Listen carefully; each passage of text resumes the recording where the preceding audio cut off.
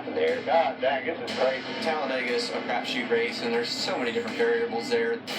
I think it's unpredictable. The best car could not necessarily be the guy who ends up winning. Holy man. I think Talladega is the one that stands out. It is an elimination race Sunday on NBCSN. Who's going to join Jimmy Johnson and Kevin Harvick in the round of 8? That race coverage beginning at 1:30 p.m. Eastern. Joining us in the booth for part of the telecast will be Dale Earnhardt Jr., a guy who's very familiar with racing at Talladega and winning at this racetrack. That should be fun to have that insight up here in the booth with us. Yeah, great to have it. You come to Talladega, he's the guy that we've seen, win a lot of races, but even when he doesn't win, still control the draft. You've seen him drag the line up to the top, get him single file.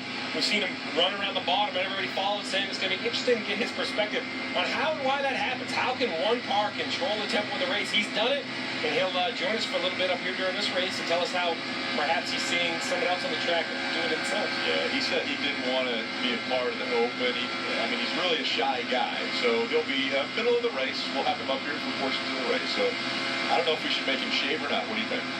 Had a tie. Is that a tie? At least a tie. It's unfortunate that he's not racing, obviously, but since he's not racing, we're very lucky to have him be willing to take time to come up and absolutely a place where perhaps he's his best and can really explain to the fans why he does the things he does, why drivers make the moves they make. I think it'll be really educational. It's going to be a lot of fun to have him. And then he'll follow it up with the following weekend and join us at Martinsville as well for portions of the race. I wouldn't be surprised if some drivers didn't go back and replay the race to listen to what he said. You're right. So 2 of Dale's teammates here, the 5 of Casey Kane and 24 Chase Elliott, out here running together. A little surprised to see 2 cars running together. There's things you can learn. This tells me that they have a list. Alan Gustafson on that 24, the stressful weekend for this 24, 25 points behind. Really needs to win. It doesn't have to be a win, but it would have to be a miraculous accident or something if it wasn't a win to get to 24-3. What's interesting is with these 2 cars running, and you mentioned, Steve, what are you learning? Right. Because you really can't look at lap time, right? Because with 2 cars, the time changes, things move around. It's hard to know if you make a change on one car, how that affects the other car. It's really, I think, just driver feel.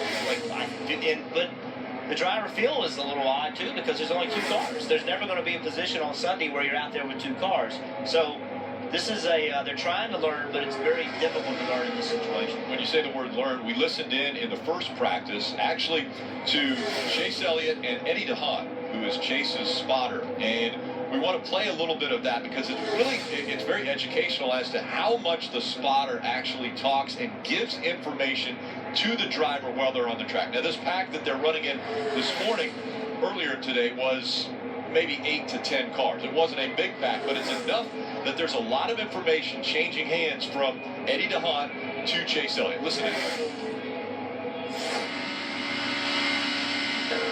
O'Connell broke out now, 5 back, 5 stern, take Casey behind him. Closing P2 back now, slow car ahead, bottom half a lane higher by himself. Here's the slow car ahead.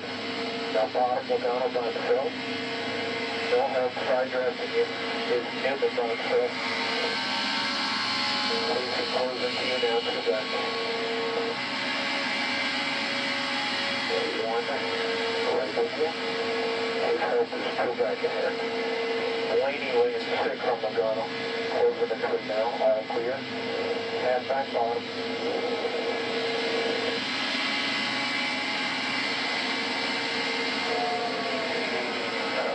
Coming way up high now. Casey just went back to pick it up. It's got a lot. Casey gonna come in and run for you. All good. Newman trying to get the top work. It's gonna put Casey pretty wide behind you. Check that pony. Casey's gonna pull back now. 3 wide, 5 back here now. That's 2 of it. Tony by himself. 1. With the bottom, he's there with you. And the roll will peel back ahead, trying to get the top working. what I love is rarely was Chase Elliott side by side, but the information never stopped. Just basically painting a picture. Eddie DeHunt painting a picture, but using all these different terms, Jeff, explaining that to Chase Elliott. But paint the picture of what's behind him. You think about spotters paying attention to what's in front of a driver, but at Talladega and Daytona, it's important to be paying attention behind the driver for what's coming. There's a run coming from behind. So, you heard him talk about Blaney one time. Blaney was 2 rows back at the bottom, and he was talking about where Blaney was because he was behind a car that was on the bottom. That meant that run may be coming. So in the race, imagine this. Imagine he's in the middle of the pack running 15th, and all that's going on behind him, but on top of that, all that's going on in front of him. So now Eddie DeHunt's got to give him the information, what line's moving in front, what line's moving in the back. But that spotter has so much to do with what the driver can't see, right? The driver sees a line going, that's easy. The driver looks in the mirror and sees a line coming, that's easy. But the development of that energy, the development of that line, that's where a spotter can help a driver block before the run ever gets going. So how much, when you're out there on the racetrack, when you're the driver, and you're hearing the spotter tell you that outside line has a run or momentum on the bottom, and say you don't want to look in the mirror as much, you're going to look back there, but how much does that change your driving to where you're going to jump in front of a line when a spotter tells you if something's moving? He's giving you information, you have to make the decision. He's giving you a bunch of information, you have to look at what you see, listen to what you hear, put it all together and make a move. There's only one driver. Right. The spotter's giving information and the driver makes a decision. And this week on NASCAR America, we discussed this, and Dale Jarrett had the best word, I think. The great spotters have anticipation. They know when the energy and the run is going to come before it comes, gives that information to his driver so he can get out in front of it. That's so cool to listen in. We're going to listen in more on Sunday, Rick. We're going to listen to these drivers. You mentioned a guy mid-pack. We might find a guy row 3, 4, 5, 3 wide, and you're really going to hear how busy these spotters can be. Yeah, think about that on a restart. When you've got guys trying to figure out how to get in the right line on restart. We'll be back with more from Talladega after this.